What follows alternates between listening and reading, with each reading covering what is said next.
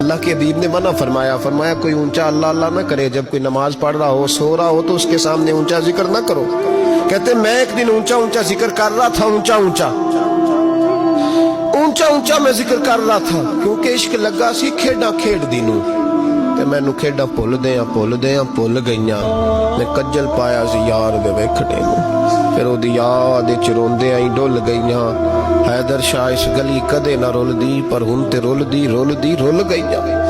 کہتے میں اونچا ذکر کر رہا تھا تو حضرت عمر فاروق رضی اللہ تعالیٰ عنہ نے ڈانٹ دیا، فرمایا تجھے نہیں پتا حضور نے منع کیا؟ تو عمر نے ڈانٹا تو میں چھپ کے بیٹھ گیا کونے میں۔ حضور آئے نا نماز پڑھانے تو محبوب نے پتہ کیا وہ عبداللہ کدھر ہے؟ کہتے میں کونے میں تھا، حضور نے فرمایا کیا ہوا؟ تو میں رو پڑا، میری عزت بڑی تھی نا مدینے میں، کبھی کسی نے کچھ نہیں کہا تھا۔ نبی کریم نے فرمایا کیا ہوا؟ عرض کی حضور کچھ نہیں۔ پھر بھی بتاؤ؟ کہتا میں رو پڑا، میں نے کہا یا رسول اللہ میری غلطی تھی تو سیدنا فاروق اعظم نے ڈانٹ دیا ہے۔ فرمایا ہوا کیا؟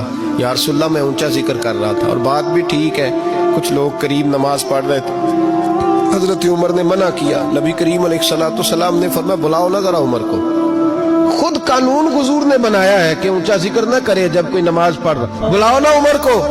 جناب عمر آئے تو حضور نے فرمایا عمر میرے عبداللہ کو کوئی نہ ڈانٹے، کسی ان پڑھ سے، کسی دیہاتی سے، کسی بھولے سے انداز دیکھے حضور کا، اسے کوئی نہ ڈانٹے۔ پھر حضور نے فرمایا تمہیں پتہ ہے یہ میرے لیے کتنی تکلیفیں برداشت کر کے آیا؟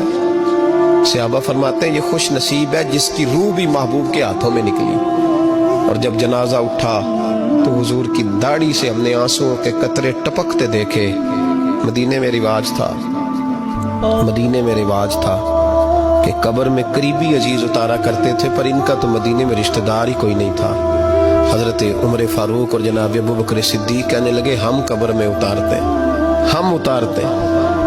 جب ان دونوں نے اٹھایا قبر میں گئے تو کہتے ہیں کمال دیکھو اللہ کے رسول ہم دونوں سے پہلے قبر میں اتر گئے، اور حضور نے یہ البدایہ والنہایہ میں موجود ہے، کب مجھے دو میں قبر میں اتارتا ہوں۔ کہتے ہیں حضور نے تنے تنہا پکڑا، تنے تنہا قبر میں اتارا، پسے مردن فرشتوں نے جو تلاشی لی تو کیا نکلا؟